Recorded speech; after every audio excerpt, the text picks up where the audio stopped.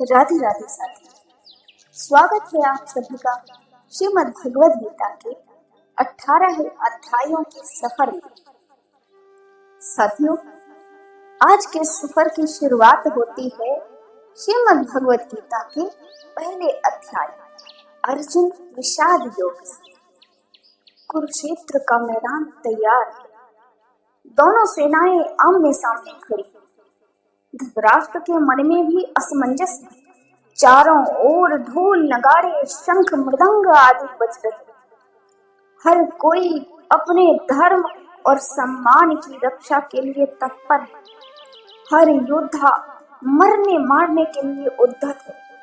और तभी दुर्योधन जाकर अपने गुरु द्रोणाचार्य से कहता है कि हे गुरुदेव, देखिए पांडवों की इस विशाल सेना को, जिसकी रचना आपके ही प्रिय शिष्य ने की। दुर्योधन के स्वर में घबराहट भी है और गर्व भी है, क्योंकि उसे पता है कि पांडवों के पास सत्य है और उसके पास सत्ता। साथियों, यह दृश्य हमें सिखाता है कि जब व्यक्ति अन्याय के आधार पर जीता है तो उसके पास सब कुछ होकर भी उसके मन में एक डर बना रहता है, हार जाने का डर, क्योंकि झूठ की नींव कभी स्थिर नहीं होती। और यहाँ अर्जुन सत्य के साथ, धर्म के साथ, स्वयं धर्म के पिता श्री कृष्ण वो भी अर्जुन के साथ है। अर्जुन संकल्प, शौर्य और तेज से भरे हुए स्वर में कहता है, हे कृष्ण, मेरा रथ दोनों सेनाओं के बीच में ले चलो। वह देखना चाहते हैं कि मुझे किस किस से युद्ध करना है। भगवान श्री कृष्ण रथ को दोनों सेनाओं के बीच में ले जाकर खड़ा करते हैं और कहते हैं, हे पार्थ, देखो ये खड़े हैं कुरुवंशी।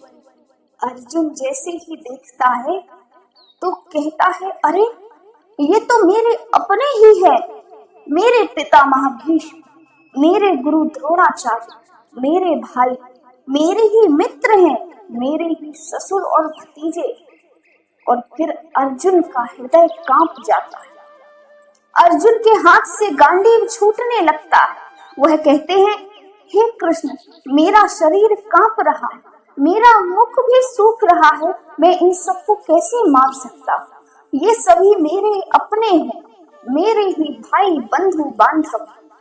इनके बिना राज्य, सुख, धन, संपत्ति, वैभव, ये सब कुछ व्यर्थ है। साथियों, यहाँ अर्जुन युद्ध छोड़ने के लिए सोचते हैं। ये वही अर्जुन है जिसने कभी अकेले ही युद्ध जीत लिए, किंतु आज जब उनके सामने उनके अपने लोग खड़े हैं तो उनकी वीरता भरा हृदय दया से भीग गया है। साथियों, हमारे जीवन में भी जब कोई व्यक्ति सत्य के रास्ते पर चलना चाहता है, किंतु जब उसे अपने ही लोगों का सामना करना पड़ता है, उसके अपने लोग ही उसके खिलाफ खड़े हो जाते हैं, तब वह व्यक्ति टूट जाता है, उसका आत्मविश्वास भी डगमगा जाता है। अर्जुन भी उसी मोड़ पर खड़ा है। एक तरफ कर्तव्य है और दूसरी तरफ करुणा। अर्जुन को समझ नहीं आ रहा है कि वो किस ओर जाए, कि वो कर्तव्य का पालन करे या करुणा की पुकार सुने। श्री कृष्ण अर्जुन के इस असमंजस को देखते हुए मुस्कुराते हैं। वो क्योंकि वह जानते हैं कि अब अर्जुन की करुणा ही उसे ज्ञान की ओर ले जाएगी। साथियों, कभी कभी भगवान जब जीवन में चुप रहते हैं तो समझो कि वह तुम्हें उत्तर देने नहीं, स्वयं उत्तर बनने के लिए तैयार है। अर्जुन कहता है कि केशव, यदि मैंने इनको मार दिया तो हमारे कुल का नाश हो जाएगा, हमारे कुल की स्त्रियां दुखी हो जाएंगी, धर्म मिट जाएगा और पाप अत्यधिक बढ़ जाएगा। हे माधव, ऐसा पाप पूर्ण युद्ध में नहीं कर सकता। यहाँ अर्जुन का मन भ्रमित है। वह सोच रहे हैं कि संबंध धर्म से बड़ा होता है, लेकिन बाद में भगवान उन्हें सिखाएंगे कि धर्म ही संबंधों की जड़ है। जिस प्रकार कोई पिता अपने पुत्र को दंड देता है तो वह दया से नहीं, धर्म से प्रेरित होता है, क्योंकि सच्चा प्रेम वही है जो व्यक्ति को पतन से बचाए, भले ही कुछ पल के लिए उसे कठोर क्यों न लगे। लेकिन यहाँ अर्जुन का हाल तो ऐसा है कि अर्जुन कहते हैं, हे कृष्ण, मुझसे ये नहीं होगा, मेरा मन भ्रमित है, मैं युद्ध नहीं करूंगा। और वह अपने शस्त्र को, अपने गांडीव धनुष को वही नीचे रख देते और रथ के पिछले हिस्से में जाकर बैठ जाते। साथियों, यह दृश्य केवल महाभारत का नहीं है, यह हर मानव के जीवन का दृश्य। कभी कभी हम भी अपने जीवन की कठिनाइयों में कह देते हैं कि अब मुझसे नहीं होगा, I can't do it।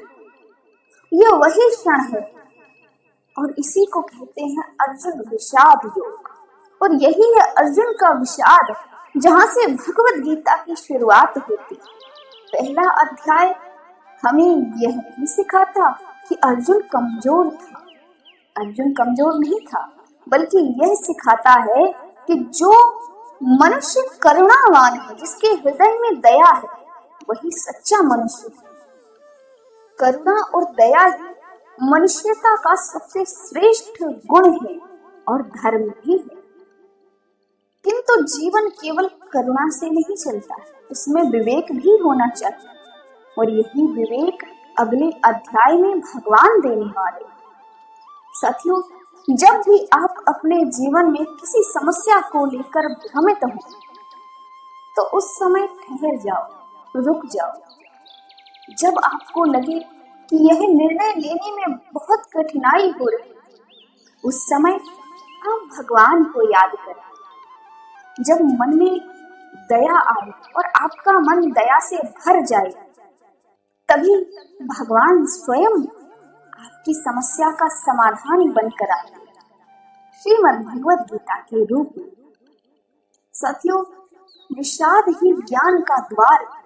जब हृदय करुणा से पिघलता है, तभी भगवान उसमें प्रकट होते हैं। साथियों, हमारा पहले अध्याय का सफर आपको कैसा लगा अवश्य बताइए।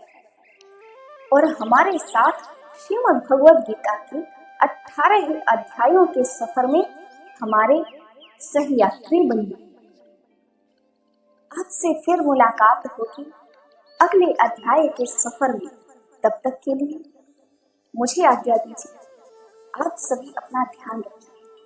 सभी को राधे राधे।